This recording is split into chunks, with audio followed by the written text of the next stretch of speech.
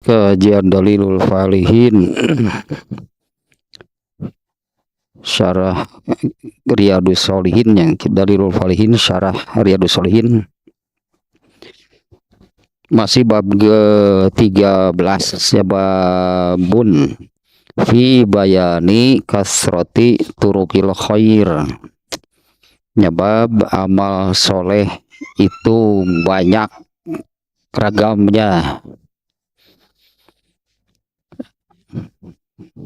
dan memang harus ya, sebanyak-banyaknya, memang harus ya sebanyak-banyaknya ya beramal soleh, dalam arti maksimal itu ya, sebanyak yang bisa dilakukan itu dalam atau seumur hidup ya, karena memang itu tujuan ya, Allah menciptakan manusia itu hanya untuk beramal,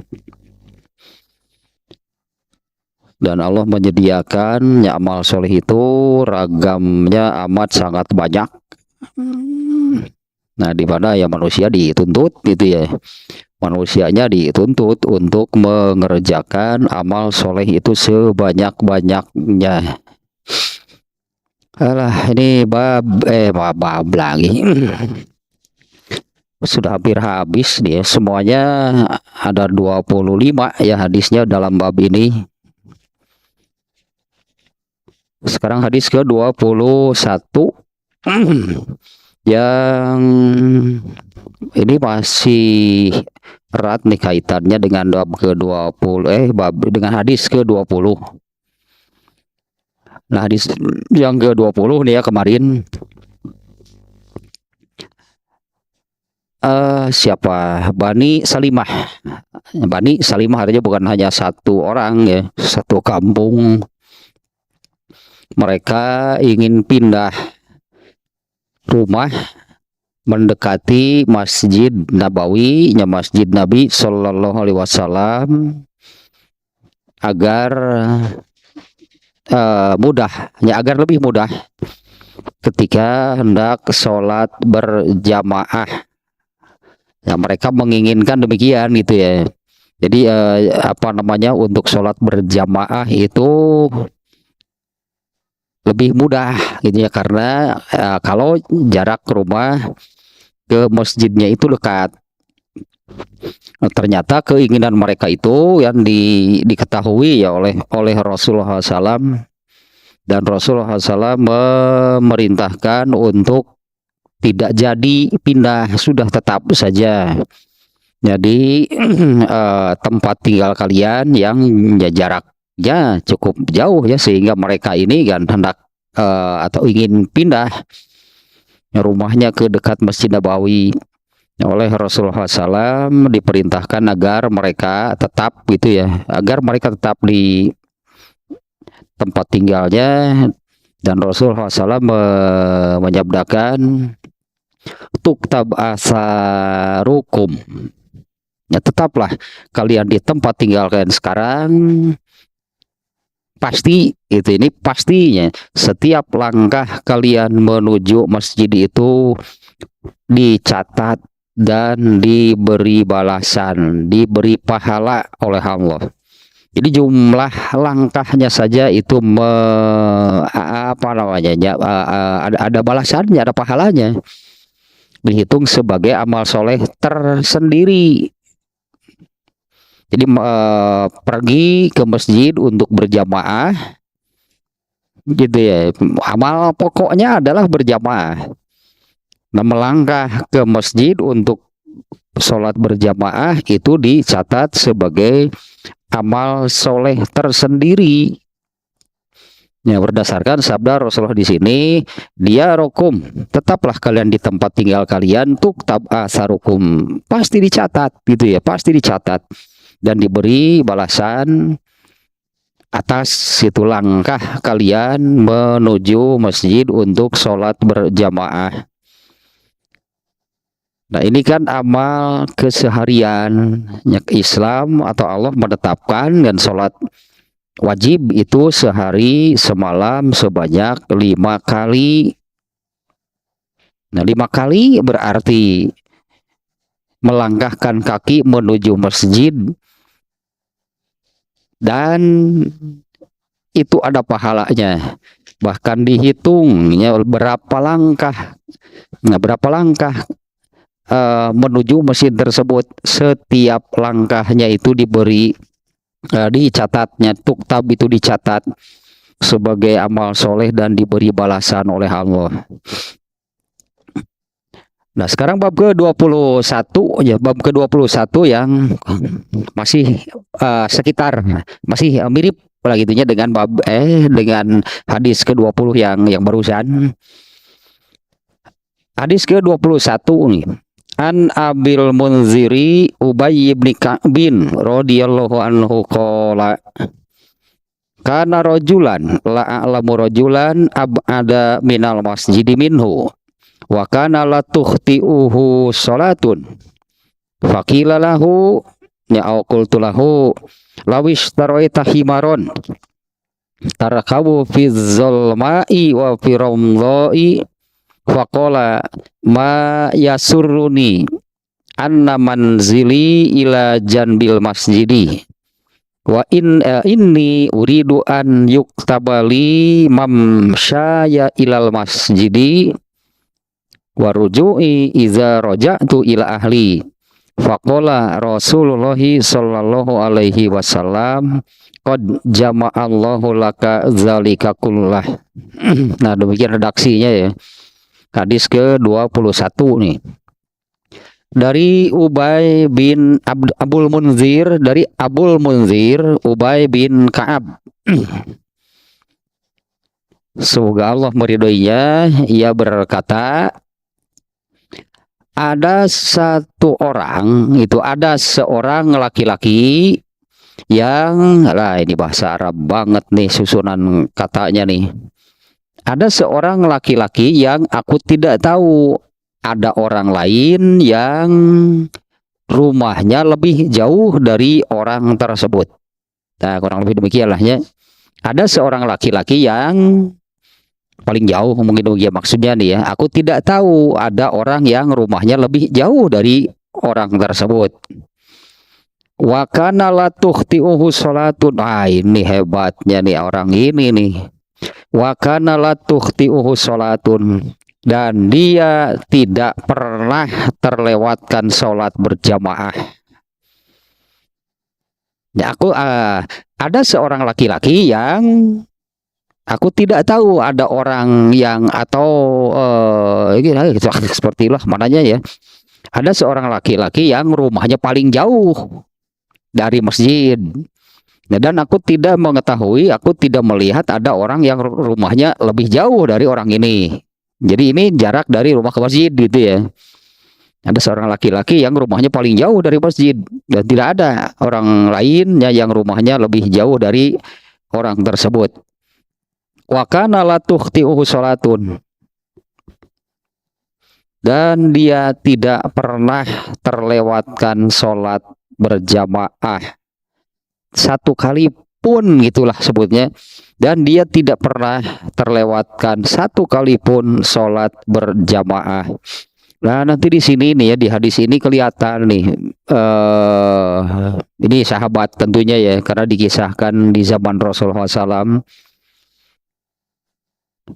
Ya seperti inilah itu sahabat yang ini seringnya saya ungkapkan bahwa berdasarkan sabda Nabi SAW, mereka itulah manusia-manusia terbaik sepanjang masa. Nah, karena inilah yaitunya yang menjadikan mereka itu manusia-manusia terbaik, yaitu dalam hal beramal soleh, di mana kualitas dan kuantitas amal mereka itu kan memenuhi ya, yang Allah firmankan di surat naon teh no ayat no eta teh Al-Mulk kan sudah di kajiannya juga sudah nih ya.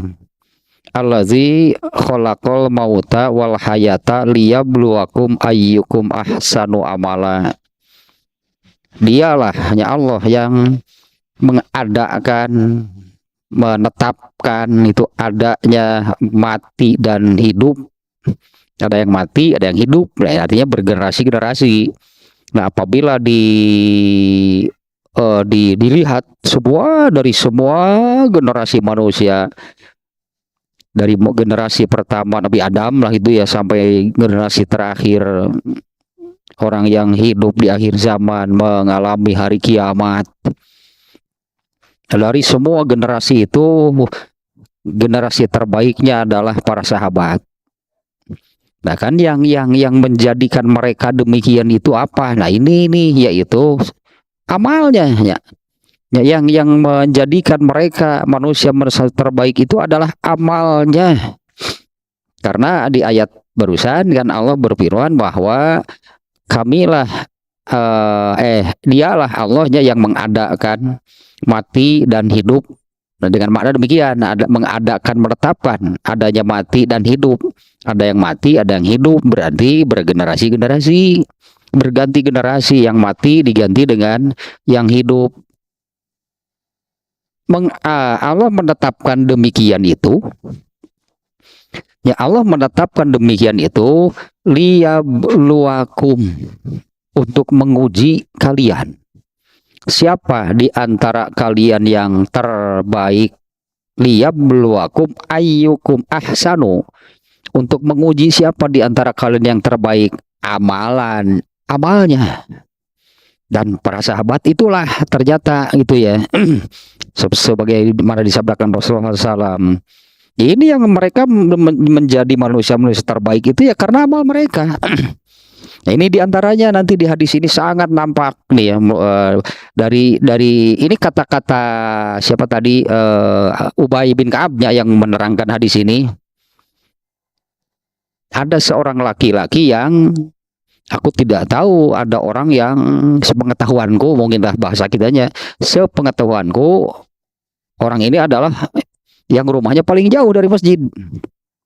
Sepengetahuanku tidak ada orang lain yang lebih jauh rumahnya dari masjidnya dibandingkan dengan orang ini.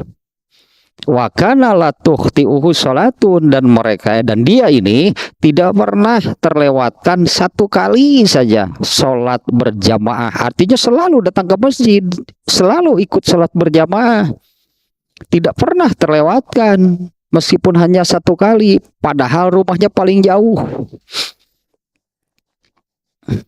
Ini ya menunjukkan bahwa ya inilah manusia-manusia terbaik seperti ini. Kemudian kalau di hadis sebelumnya satu kaum malah kan Bani Salimah, mereka berkeinginan kami ini akan pindah rumahnya mendekati masjid, mau apa? Itu kan pindah rumah mendekati masjid mau apa? Mau sholat berjamaah pasti. Nah ininya yang menjadikan gitu ya secara umum lah gitunya, bukan hanya terkait hadis ini, yang menjadikan bahwa para sahabat itu generasi manusia terbaik sepanjang masa itu dari amalnya, sesuai dengan firman Allah di surat Al-Mulk ayat 2 tadi ya, bahwa Allah menetapkan di dunia ini ada yang mati, ada yang hidup, artinya ada yang mati, ada yang lahir, ya berganti generasi lah manusia. Nah, ditetapkan demikian tuh liyabluwakum ayyukum ahsanu amala. Amalnya ya ayat itu reaksinya jelas untuk menguji siapa dari setiap generasi itu yang terbaik amalnya. Bahkan di semua atau di kalangan para sahabat pun tidak sama. Di kalangan para sahabat pun tidak sama.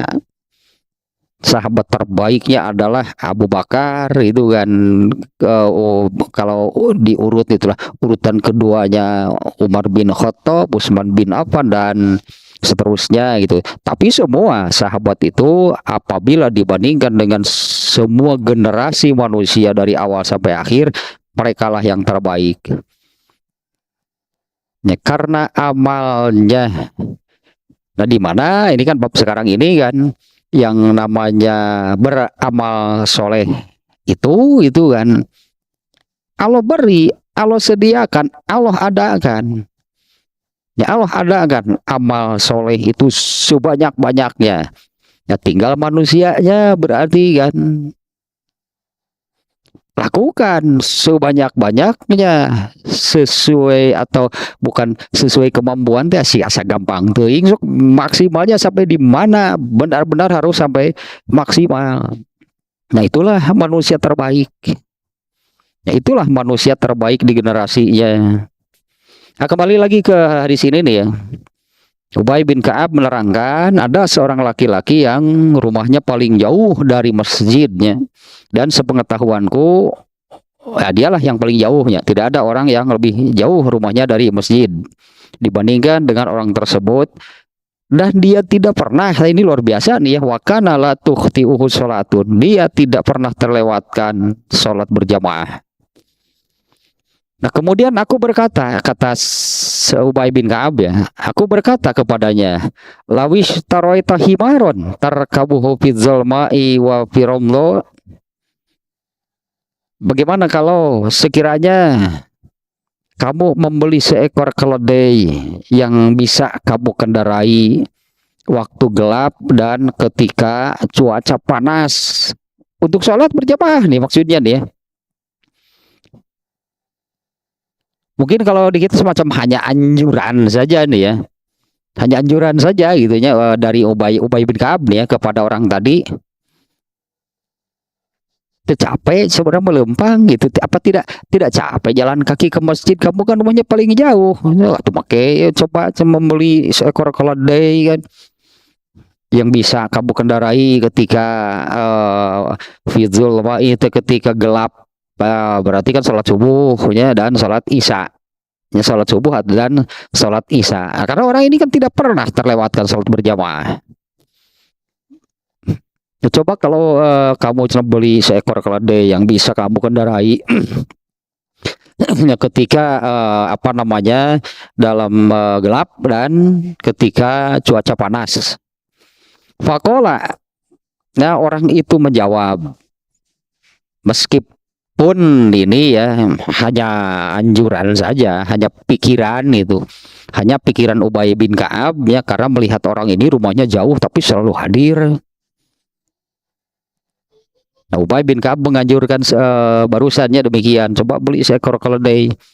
Orang itu menjawab, maya suruni anna manzili ila janbil masjid. Aku tidak punya keinginan dan bukan hal yang apa namanya, aku tidak punya keinginan dan tidak menjadi sesuatu yang bagaimana itulah sekiranya gitu ya, kalau rumahku ini dekat dengan masjid. Enggak, itulah rasanya aku tidak punya keinginan, itulahnya ini kan menjawabnya demikian ya, malahnya orang ini Ubay bin Ka'ab kan menganjurkan bukan pindah rumah, menganjurkannya coba kalau kamu beli seekor keledai yang bisa kamu apa kendarai untuk sholat berjamaah, untuk datang ke masjid.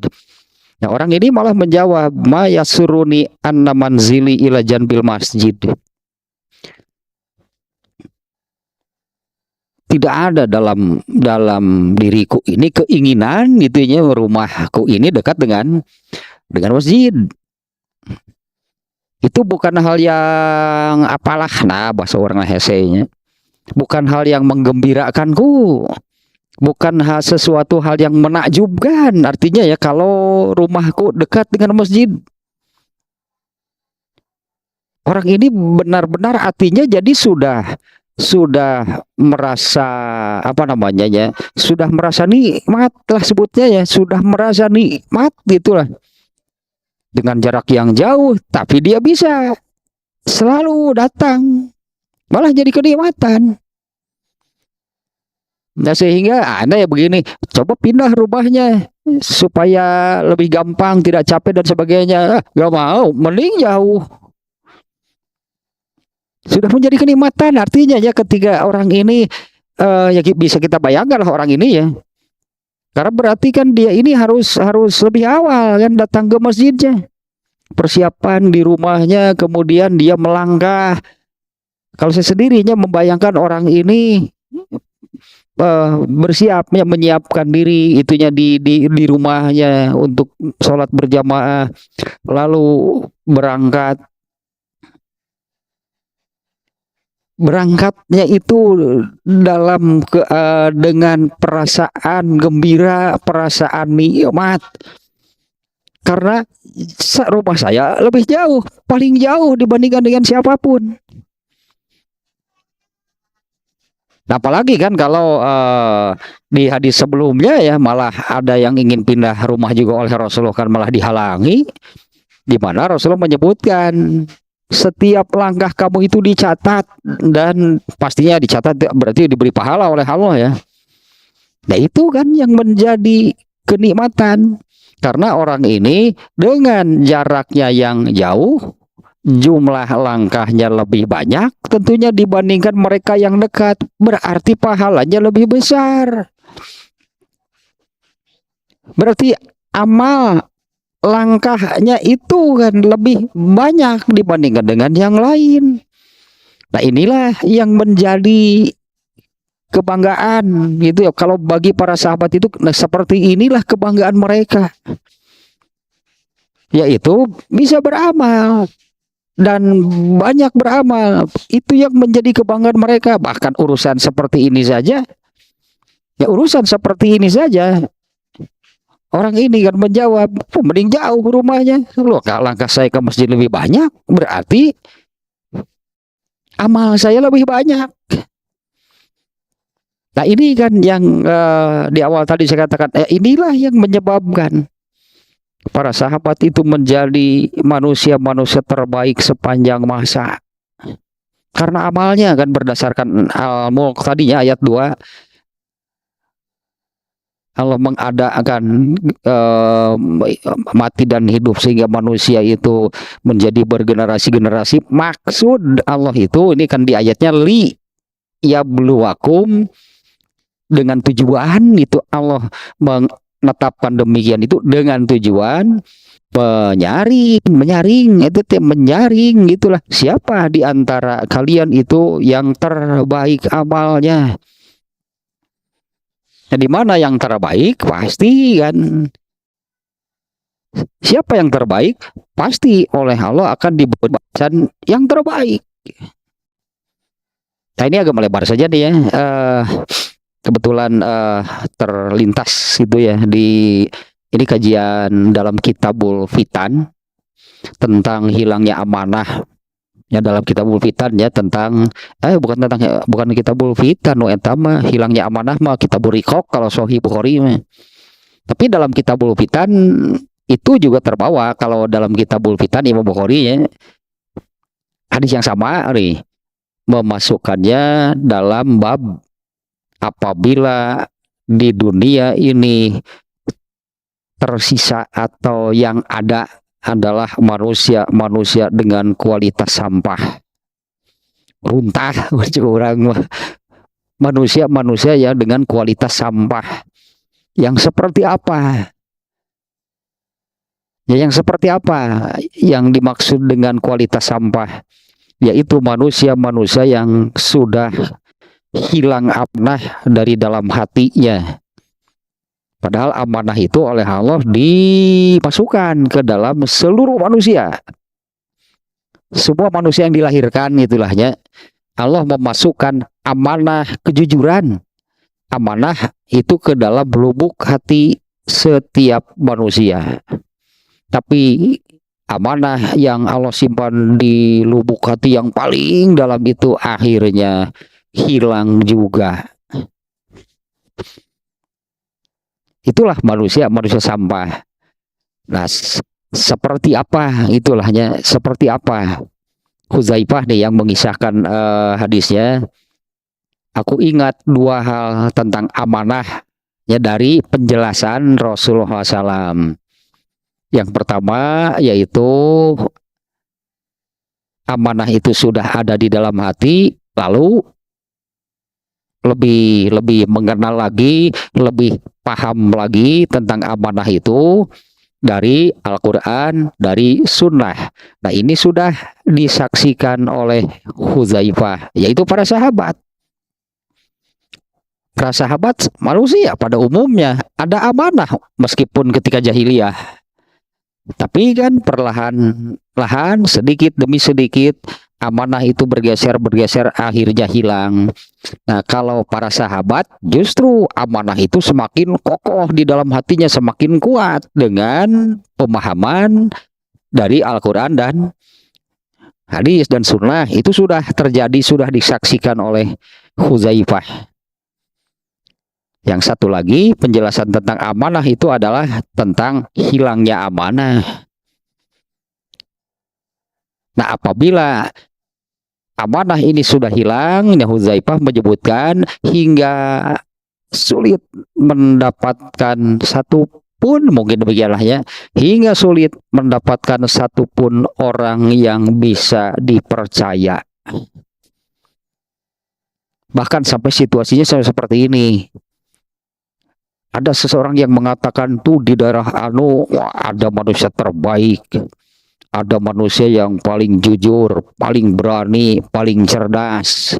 Setelah didatangi, ternyata orang ini si terbaik, cerdas, pemberani, ternyata adalah seseorang yang hanya terdapat iman sebesar debu di dalam hatinya.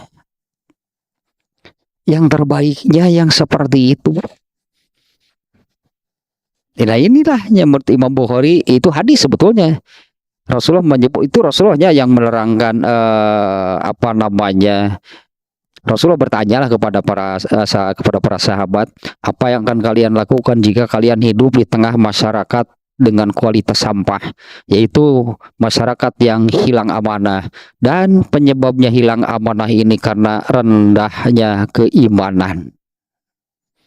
Ya, hilangnya amanah dari seseorang itu karena rendahnya keimanan. Makanya kata Hudzaifah, orang-orang yang mayoritas hilang amanah, yang terbaiknya saja hanya memiliki iman sebesar debu. Nah, kira-kira nih, apabila satu generasi manusia yang demikian, yang terbaiknya saja nih, satu generasinya, yang terbaiknya saja hanya memiliki iman sebesar debu, seperti apa gitu kan? Seperti apa orang yang imannya hanya sebesar debu? Orang yang memiliki iman sebesar debu itu adalah orang terakhir yang dikeluarkan dari neraka. Dia yang paling lama di nerakanya. Jadi akan terjadi berarti, karena hadis atau sabda Nabi pasti benar. Akan terjadi dunia ini diisi oleh manusia-manusia sampah. Manusia yang hilang amanah, dan penyebabnya hilang amanah ini adalah rendahnya keimanan. Ini sudah tidak ada lagi yang terbaiknya saja dengan hanya seperti itu ya. Hanya orang yang hanya memiliki iman sebesar debu. Wah, sangat jauh dengan apa yang dulu, karena ini kan generasi manusia terbaik ya. Nah, bagaimana mereka sangat berantusias, bersungguh-sungguh dalam beramal soleh. Nah, orang yang imannya sebesar debu, amalnya seperti apa? Mana kuat gitu, mana kuat? Nggak ada power lah pokoknya. nggak ada powernya gitu, nggak ada tenaganya. Iman sebesar debu untuk mendorong beramal soleh, mustahil. Ya, kalau iman di dalam hati hanya sebesar itu, mustahil untuk mendorong, untuk bisa kuat mendorongnya untuk beramal soleh.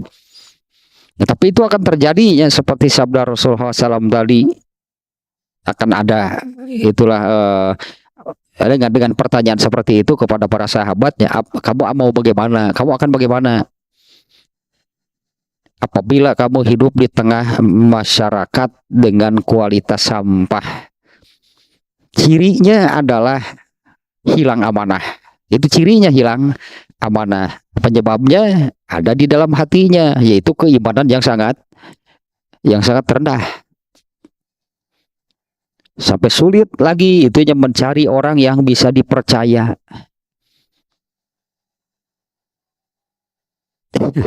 Suka miris sebetulnya gitu ya kalau baca hadis seperti ini ya, karena ini sudah disabdakan oleh Rasulullah SAW dan sabda Rasulullah pasti benar. Dan rasanya sekarang ini sudah terjadi. Rasanya sekarang ini sudah terjadi. Sulit mencari orang yang bisa dipercaya. Disebutnya kan kalau dalam bahasa kita, hese dengan jelema nu bisa dicekal omongan anak. Tapi keunggal ngobrol teh disebutnya teh ada ngobrol jeung si eta mah kudu sakudua. Aduh, nah ieu padahal dia ini siapa? Orang ini seperti apa? Tapi gitu tuh saya sulit mencari orang yang masih bisa dipegang gitu kan kata-katanya. Nah itulah situasi generasi manusia masyarakat dengan kualitas sampah.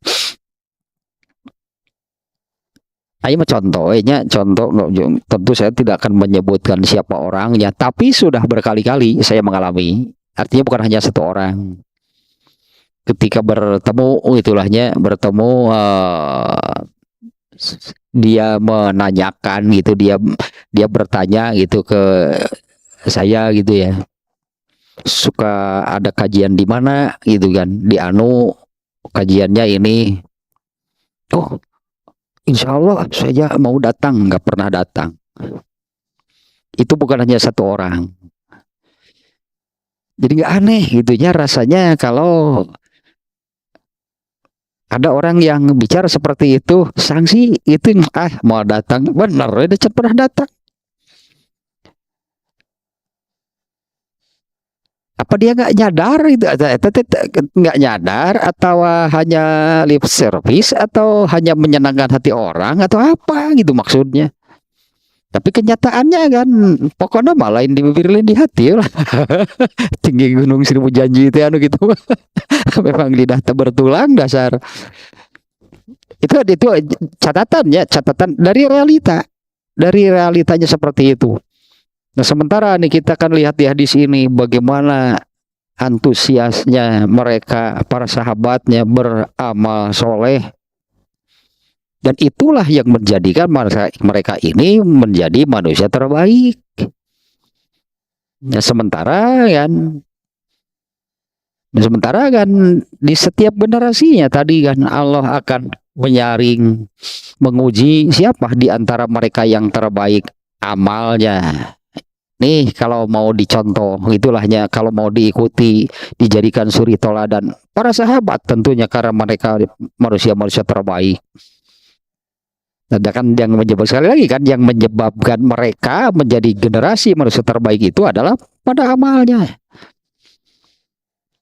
Nah di sini Imam An-Nawawi-nya penulis Riyadhus Shalihin-nya gitu ya. Ini dia memunculkan bab ini luar biasa nih bener nih ya. Canggih lah gitulah. Jenius nih Imam An-Nawawi-nya. Amal soleh itu banyak. Itu kan maksudnya kan banyak amal soleh itu kalau memang mau nggak akan kekurangan. Nah, tinggal kan kemauan kita, antusiasme kita terhadap beramal soleh seperti apa. Karena kalau memang mau beramal soleh, nggak akan kurang, nggak akan kehilangan. Saya harus beramal apa? Nggak akan ada sebetulnya demikian. Hanya manusianya sendiri. Kadang kan amal soleh itu sudah ada di depan mata, cicing, itu tidak melakukan. Dan manusianya kan yang seperti itu. Padahal amal soleh itu ada nampak di depan mata. Apalagi orang lain sedang mengerjakan, mereka cicing ini tekabita gitu. Ya orang lain mengerjakan gitu, dia sendiri enggak. Apa tidak tertarik? Apa tidak ingin? Nah berarti kan masalahnya di sana itu tinggal ada kemauan enggak? Seberapa besar gitu antusiasmenya, gitu antusiasme kita ini terhadap amal soleh. Padahal kan Allah menjanjikan ya yang itu yang fasanu yassiruhu lil yusra. Allah menjanjikan Kalau orang memang benar itu bersungguh-sungguh mau ke surga, pasti Allah akan membantunya. Bagaimana caranya? Kalau ke surga kan harus beramal soleh. Nah ini berarti dengan dalam kaitan beramal soleh, nanti Allah akan membantunya itu. Ya kalau nggak ada kemauan ya kalau tidak hese atau ayo mau ngedah sebut depan gitu dah hese jeung ngomongin aku mah atuh. Ya seperti barusan, amal soleh depan mata kan, lihat orang lain mengerjakan, nggak ada kemauan, diam saja. Ini contoh luar biasa nih ya, kalau menurut saya nih seorang sahabat gitunya, kata Ubay bin Ka'ab, dia rumahnya paling jauh, tapi tidak pernah terlewatkan satu kali pun sholat berjamaah. Ketika Ubay bin Ka'ab menyarankan kepada orang itu, bagaimana sekiranya kalau kamu itu membeli seekor keledai gitunya untuk kamu naiki ketika mau sholat berjamaah, kalau subuh kan gelap gitu kan ya, nih pada waktu gelap, atau ketika sholat zuhur, sholat asar gitulah yang cuacanya panas.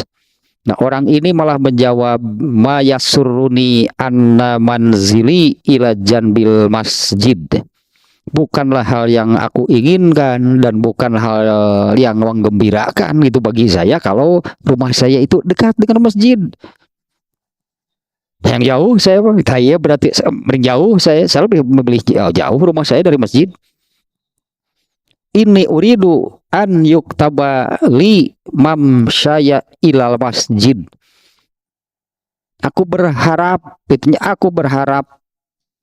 setiap langkahku itu aku berharap setiap langkahku ke masjid itu akan dicatat. Waruju'i idza raja'tu ilal ahli. Demikian juga setiap langkahku ketika aku kembali ke rumah. Jadi kan sangat terlihat nih, ini kita nih ada pelajaran penting artinya dari sini nih. Ini antusiasmenya. Aku berharap setiap langkahku ke masjid dan setiap langkahku ketika kembali ke rumah itu dicatat.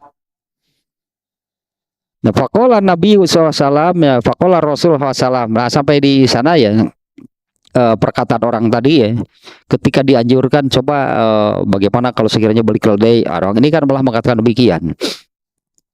Kemudian Rasulullah bersabda, qad jama'allahu laka zalika kullahu.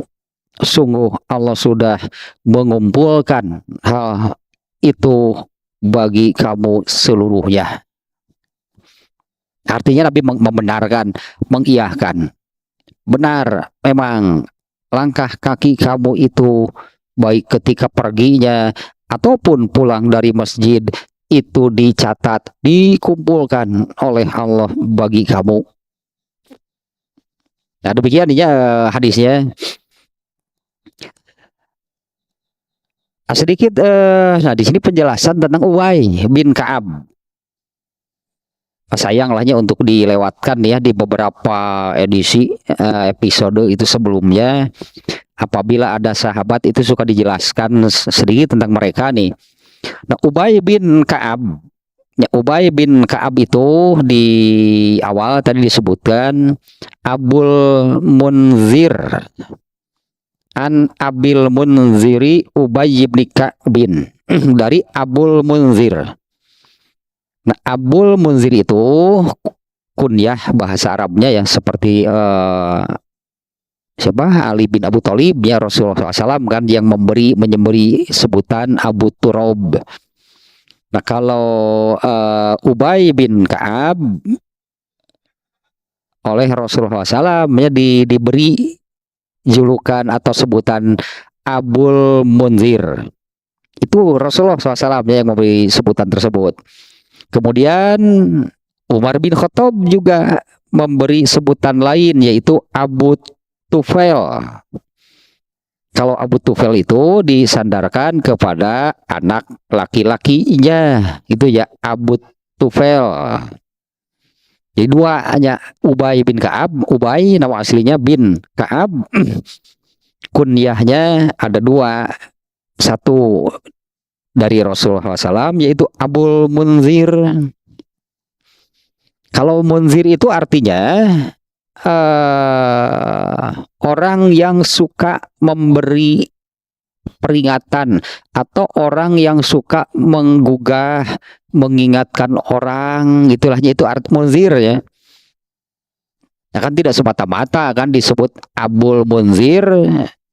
Munzir itu adalah itunya orang yang suka menggugah, mengingatkan, itulah memberi nasihat kepada orang lain.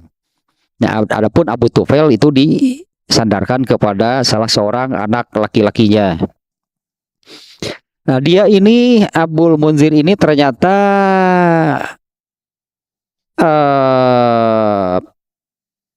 penduduk asli Madinah.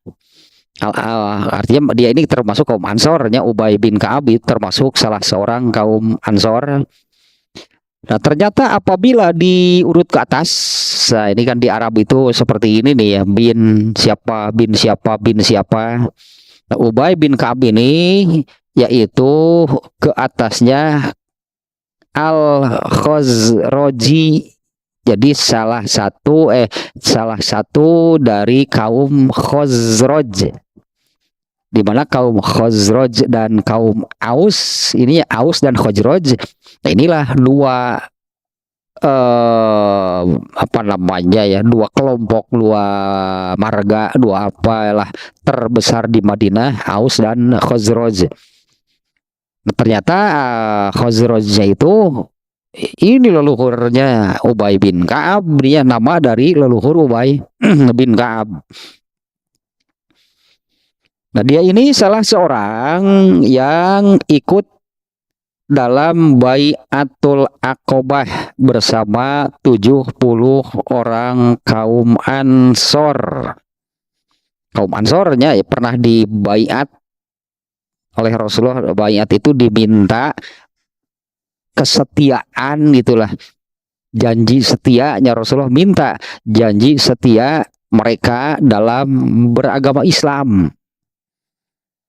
Ya, Rasulullahnya pernah membaiat dalam arti demikiannya, baiat itu meminta mereka itu ya, janji itu berjanji untuk setia dengan Islam, dengan ajaran Islam. Nah, di mana di antara isi baiatnya kan, aku tidak isi baiatnya adalah tidak akan menyekutukan Allah, tidak akan mencuri, tidak akan berzina, tidak akan lari dari peperangan. Nah, Ubay bin Ka'ab salah seorang dari orang yang ikut dalam Bai'atul Aqobah yang kedua. Karena Bai'atul Aqobah itu pernah dua kali itu ya, Bai'atul Aqobah yang pertama, kemudian Ubay bin Ka'ab salah seorang dari kaum Ansor yang ikut dalam Bai'atul Aqobah yang kedua bersama 70 orang lainnya ya dari kaum Ansor. Dan Ubay bin Ka'ab ini termasuk sahabat yang mengikuti semua peperangan yang dilakukannya oleh kaum muslimin. Nah, adapun jumlah hadisnya, seluruhnya jumlah hadis yang diriwayatkan melalui Ubay bin Ka'ab itu ada 164. Nah, ini termasuk sedikit kan kalau dibandingkan dengan 7 besar ya. 7 besar sahabat yang paling banyak meriwayatkan hadis. Abu Hurairah kan nomor satunya 5.000 sekian sampai 5.000 itu hadisnya yang diriwayatkan melalui Abu Hurairah. Nah, kalau Ubay bin Ka'ab seluruhnya jumlah hadisnya ada 164. Kemudian yang muttafaq alaih, artinya hadis riwayat Ubay bin Ka'ab, satu hadis yang diriwayatkan oleh Ubay bin Ka'ab yang ada di Bukhari, ada juga di Muslim. Hadis yang sama ya. Itu hanya 3 buah. Ya, sebutannya muttafaq alaih ya. Yang muttafaq alaihnya hanya 3 buah.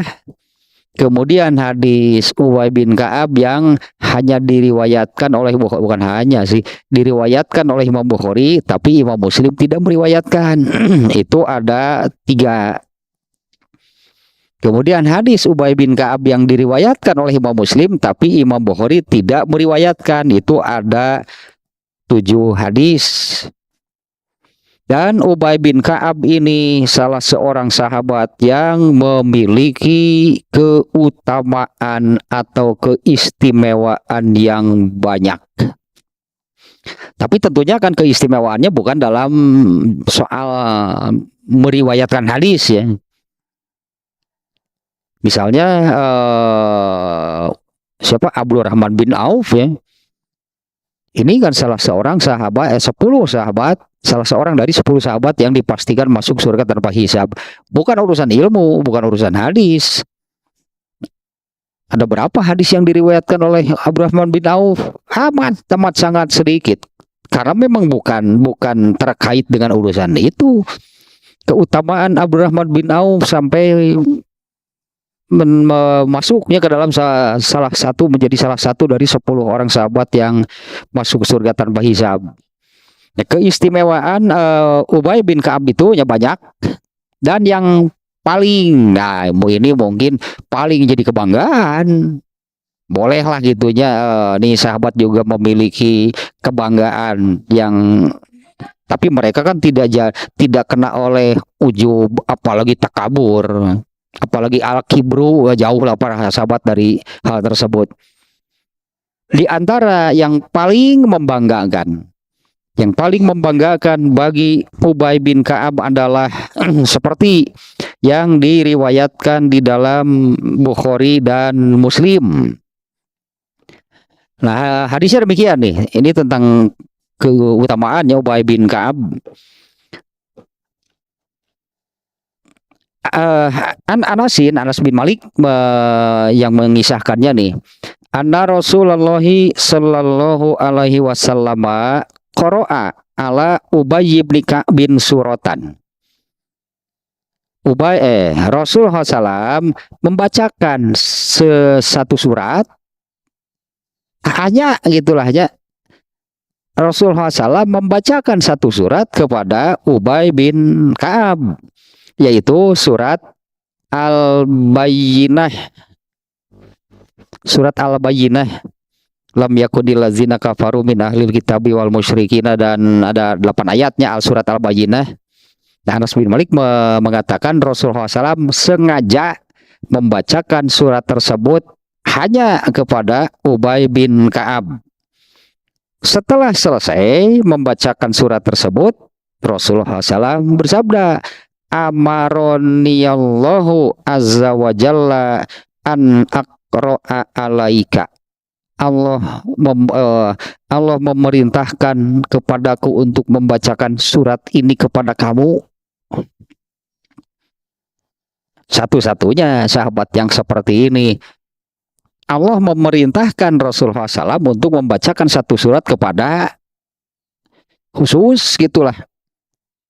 Ya kurang lebih kan perintahnya kurang lebih begini ya. Allah memerintahkan kepada Nabi, bacakan surat ini kepada Ubay bin Ka'ab.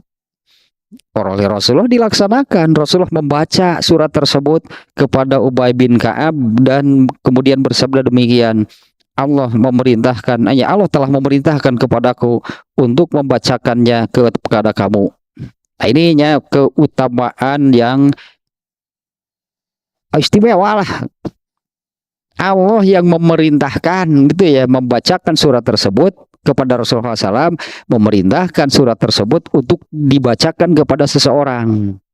Ini ya yang boleh dikatakan ini yang paling membanggakan bagi Ubay bin Ka'ab. Nah, kita lihat hadisnya nih ya, barusan itu riwayat Muslim ya tentang Allah memerintahkan membacakan ayat tadi surat tadi ya. Nah, di dalam Muslim nih hadisnya nomor 3523. Kita baca nih hadisnya nih.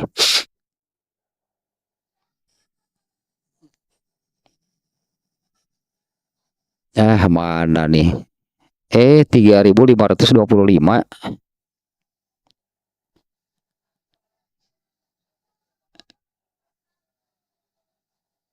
Mana nih hadisnya nih?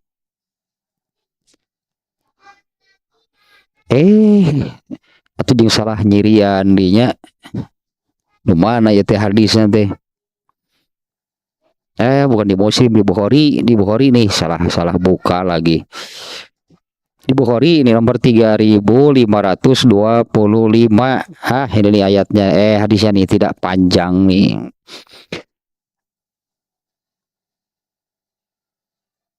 An Anas bin Malikin radhiyallahu anhu, ya dari Anas bin Malik, semoga Allah meridhoinya.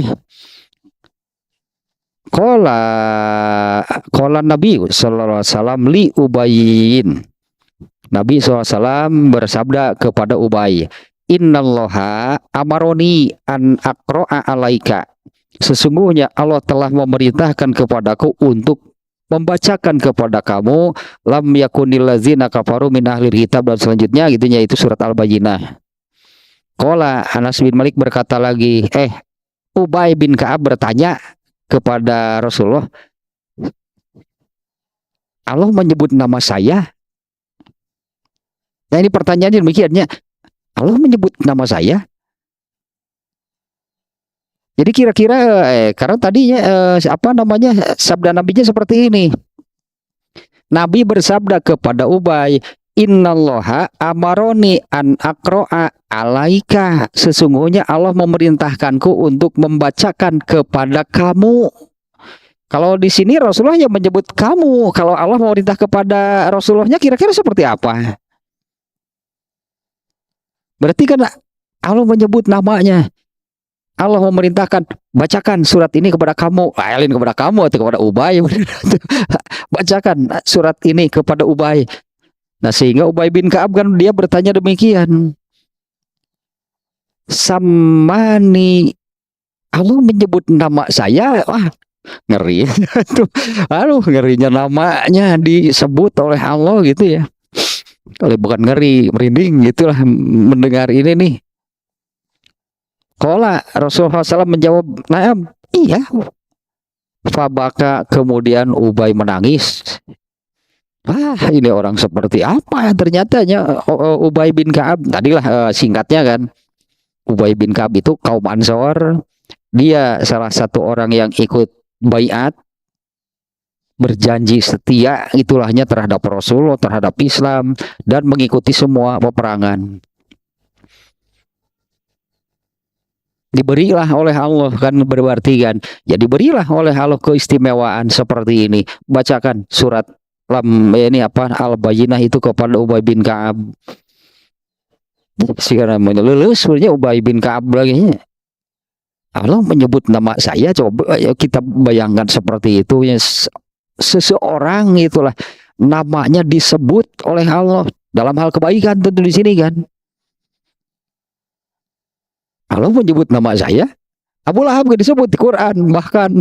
Tapi kan kajian disebut dikekesak sama di penjahit. Abu Lahab disebut oleh Allah, tapi kan dalam hal apa? Dalam urusan apa? Contoh keburukan itu kan kalau Abu Lahab. Ini kan Ubay bin Ka'ab, Allah menyebut nama saya. Rasulullah menjawab, iya. Nah, pantaslah kemudiannya kalau kemudian Ubay pun menangis. Bukan orang sembarangan, hanya satu-satunya bahkan kan di antara semua sahabat yang namanya disebut oleh Allah. Dan Ubay bin Ka'ab ini adalah sahabat yang paling bagus bacaan Al-Qur'annya. Ubay bin Ka'ab ini adalah sahabat yang paling bagus bacaan Al-Qur'annya. Itulah diantara keistimewaannya Ubay bin Ka'abnya ya, yang disebutnya banyak, tadi disebutnya keistimewaan, keutamaan Ubay bin Ka'ab itu banyak, diantaranya yang inilah mungkin yang paling istimewa dari semua keistimewaannya, namanya disebut oleh Allah. Sigana temurannya Ubay bin Ka'ab begitu Rasul menyabdakan demikian, ya merinding, panas dingin sigana namanya disebut oleh Allah.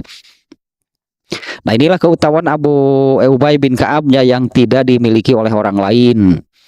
Nah, kemudian Abu Munzir sih tadinya. Ubay bin Ka'ab ini orang Madinah aslinya, bahkan turunannya kan leluhurnya itulah apa namanya pentolan itu kaum Khazraj.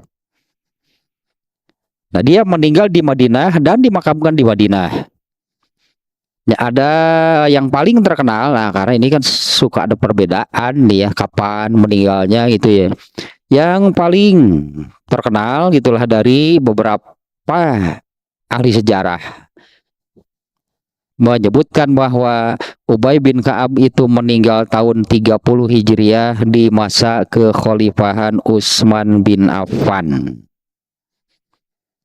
Yang meninggal di Madinah, dikuburkan di Madinah, dan meninggal ya kurang lebih itulahnya tahun 30 Hijriah di masa kekhalifahan Utsman bin Affan. Nah, kembali ke ini tentang hadisnya nih ya. Tapi sebetulnya tadinya tentang hadisnya sendiri, hal pentingnya gitulah dari hadis ini yang sudah kita pelajaran pentingnya gitu ya, dari hal ini sudah kita dapatkan tadi bahwa inilah contoh nyata bagaimana para sahabat disebut sebagai manusia terbaik karena kemauan antusiasme mereka terhadap amal soleh. Karena itulah yang menyebabkan manusia menjadi lebih baik dari yang lainnya, itu dari amalnya. Bahkan dari generasi ke generasi kan, yang terbaik itu adalah, atau yang terbaik itu dinilainya itu berdasarkan amalnya. Nah, ini kan yang menunjukkan nih kemauan, antusiasme, kesungguhan, maksimalisme lah itulah dalam beramal soleh nih ditunjukkan oleh hadis ini. Yaitu ada salah seorang sahabat yang rumahnya paling jauh dari masjid tapi tidak pernah terlewatkan sholat berjamaah.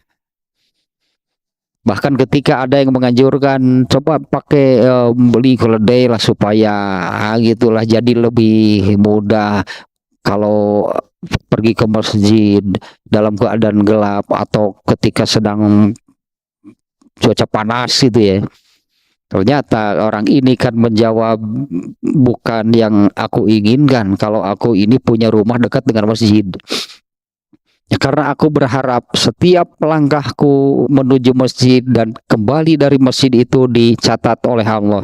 Dan memang demikian, ternyata kan ya disabdakan oleh Rasulullah SAW, yaitu qad jama'allahu laka, sungguh Allah telah mengumpulkan ya bagi kamu hal tersebut, yaitu kemauan, antusiasme. Nah, itu yang Rasulullah menyabdakan itu ya, qad jama'akallahu laka li sihhati niyatika wa husni qasdika. Niatnya, keinginannya, yang tadilahnya kemauannya gitu kan, antusiasme, kesungguhan, maksimalnya dalam beramal. Nah, itu yang oleh Allah sudah dihimpun gitu dari orang tersebut. Dan benar itu kan seperti yang diharapkan. Aku menginginkan langkah-langkahku ini dicatat, dan itu benar dinyatakan demikian oleh Rasulullah SAW. Ya, Allah sudah menghimpunkan semuanya itu bagi kamu. Nah, allazi rojauta, yaitu yang kamu inginkan seluruhnya. Nah, kembali ke apa namanya frame-nya apa sih gitu kan, ini tentang apa aja. Kalau saya suka mengatakan ini kan judul besarnya tentang amal soleh itu banyak. Ya, amal soleh itu banyak ragamnya. Nah, bahkan kan hanyalah apa gitunya, langkah kakinya saja itu sudah, ya itulah amal soleh.